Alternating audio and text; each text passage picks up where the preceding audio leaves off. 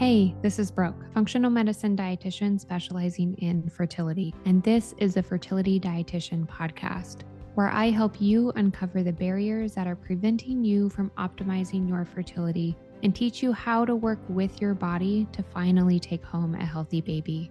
Each week, I will be diving into different topics on fertility and sharing my perspective on physiology, metabolic health, nutrition, and lifestyle approaches that have helped hundreds of couples get pregnant even after years of heartache. My goal is to empower you with the knowledge you need to take back control of your fertility. Happy listening. Traditional fertility protocol does not pay nearly enough attention to male fertility and sperm health. Sperm health is not only important for getting pregnant, it is also important for staying pregnant, and it is important for having a healthy baby. And the quality of the sperm impacts the lifelong health of your future tiny human.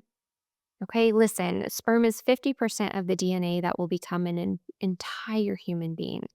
Preconception care is just as important for men as it is for women in improving the health of the baby and preventing chronic diseases of that baby throughout adulthood. The process of sperm production, which is called spermatogenesis, takes around 80 to 100 days, and the quality of the sperm being produced is impacted by nutrition and lifestyle. Did you know that placental health, fetal development, risk for metabolic diseases, and risk for breast cancer is impacted by the quality of the sperm? That's just to name a few. Placental health alone contributes to the vast majority of complications during pregnancy, and over 40% of the health of the placenta can be attributed to the health of the sperm. Okay, so you get that sperm is a big deal, but maybe you've had a semen analysis and maybe you've been told that everything looks normal. Well, if you've been hanging around here for a while, or even a hot second, you've heard me talk about normal versus optimal when it comes to health and fertility. The same goes for your fellas. In the context of lab data, normal means average or falling within a range that is most common in a given population. Your normal sperm analysis would have been considered infertile 15 years ago. Did you hear that? Your normal sperm analysis would have been considered infertile 15 years ago. You do not want to throw these results aside. Please take a closer look. When we're talking about optimal sperm parameters, we're talking about these following numbers. So, a sperm analysis typically looks at count, the number of sperm that are present in that sample. We want to have at least 48 million per milliliter sperm in a given sample. For motility, we're looking at how many of the sperm are swimming. We want at least 63% of the total count to be healthy swimmers. And morphology is another standard sperm parameter that's looked at. And the morphology is looking at the shape of the sperm. We want that marker to be at or above 12%. So 12% of the total count is of normal shape. Right now, a normal morphology is considered 4%. But a 4% morphology means only 4 out of 100 sperm are of normal shape, while 96% have 2 heads, no head, no tail, a short tail, a bent midpiece, etc. We could do so much better than this. Sperm has a really big journey of navigating to the egg, staying alive in preparation for ovulation, and then being able to bury into the egg for fertilization. If there are not enough super swimmers of healthy shape to make this journey, conception will be much more challenging. Not only conception, but being able to carry to term, okay? The quality of the sperm we can look at even more specifically by assessing DNA fragmentation, along with that motility and the morphology and the count.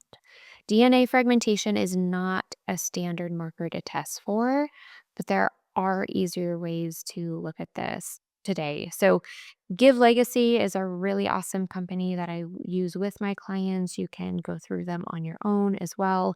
So if your providers are not offering or able to do DNA fragmentation for whatever reason, I highly recommend taking a look at Legacy and getting that DNA fragmentation marker. We care about DNA fragmentation because this is the DNA that goes on to fertilize the egg and program your tiny human, right? So if there are high amounts of damage, there will be more challenges in conceiving and carrying to term. Okay. Stay tuned for episode 7, which is the next episode, because we're diving even more into this topic of DNA fragmentation.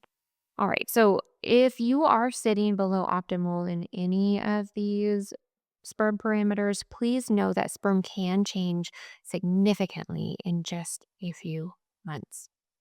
Nutrition and lifestyle make a big impact on spermatogenesis, which means that we can produce stronger swimmers and protect them from damage once they are produced with nutrition and lifestyle.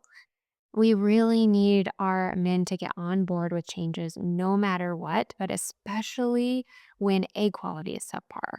Good quality eggs can actually repair a certain amount of DNA damage, but if egg quality is not quite optimal, it is more challenging to repair damaged sperm, which can lengthen the time to conception and increase the risk of miscarriage.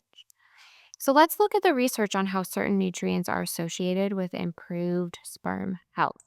Vitamin E is associated with higher live birth rates, improved IVF outcomes, and decreased oxidation, which is damage to the sperm.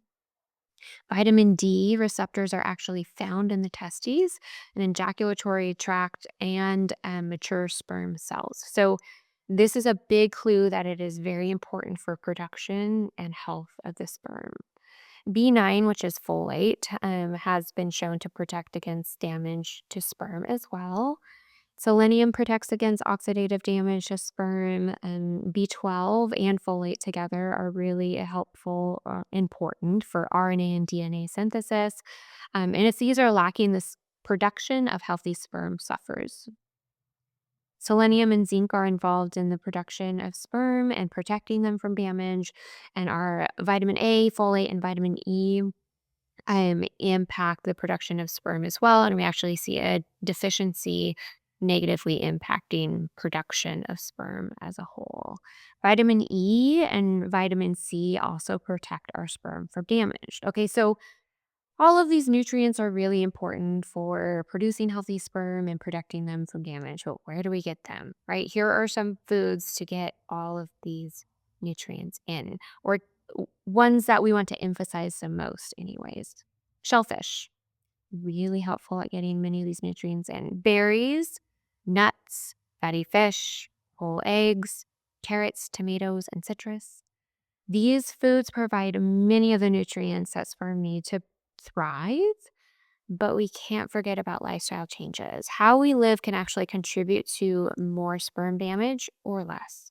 So, my top lifestyle tips to start implementing for improved sperm health is to ditch tight clothes. Okay, so tight, restrictive underwear, pants are going to restrict blood flow and produce more heat, both things that our sperm do not like. We want to really boost sleep quality. Sleep quality is huge for all parameters of sperm health, partly because when we are sleeping, we are going through our detox pathways. And that's really important for decreasing damage that can be done or taking resources away from sperm production and protecting that sperm from damage. We want to avoid hot tubs and saunas because heat, especially high heat that are found in hot tubs and saunas, decrease sperm quality. No marijuana or tobacco, both of those things significantly reduce the health of the sperm, and limit alcohol. And this one is definitely individualized, but limiting it as a whole is going to definitely improve outcomes of those healthy swimmers. Endocrine disrupting chemicals are also very important for men to ditch. This is a whole nother episode that is coming soon. We'll talk all about endocrine disrupting chemicals for both the male fertility as well as female fertility. So I know you're all probably wondering about supplements also, and we can't out supplement a poor diet or close detox pathways or poor sleep. So don't start throwing your money away on supplements your body isn't ready to fully benefit from unless you focus on the nutrition and lifestyle piece first. Okay, you should know that you can overdo it with supplements, and supplements should be individualized for best outcomes. Okay, so now that we're on the same page, supplements do help fill in the gaps when used appropriately. So here are a few of my favorites for sperm health. First is ubiquinol. So ubiquinol is a specific form of CoQ10, and it's important to get that ubiquinol form. NAC, which the full name for that is N-acetylcysteine, and L-carnitine. These supplements help protect sperm from oxidative damage, support count, motility, and morphology in a variety of ways. And as far as dosage and whether they are right for you, I really recommend working with a fertility dietitian or another healthcare provider that's specializing in holistic fertility support. Other helpful supplements may be vitamin E, vitamin C, selenium, or zinc, but a lot of the time we can really boost these in the diet, which is where I would start because Mother Nature is way smarter than we are in extracting one single nutrient out of our food and hoping for the same benefit that we can get from food is just silly. We're not going to get the same benefit. Okay. And if you do want a roadmap for supporting all sperm parameters, grab my male fertility mini course that will be linked below in my digital store. And if you are looking for more individualized support, jump on my waitlist for private coaching through the link in below. Male and female fertility is addressed in every program. Thank you for listening to this episode of the Fertility Dietitian podcast. If you enjoyed it, please leave a review to let me know what topics you want more of or less of.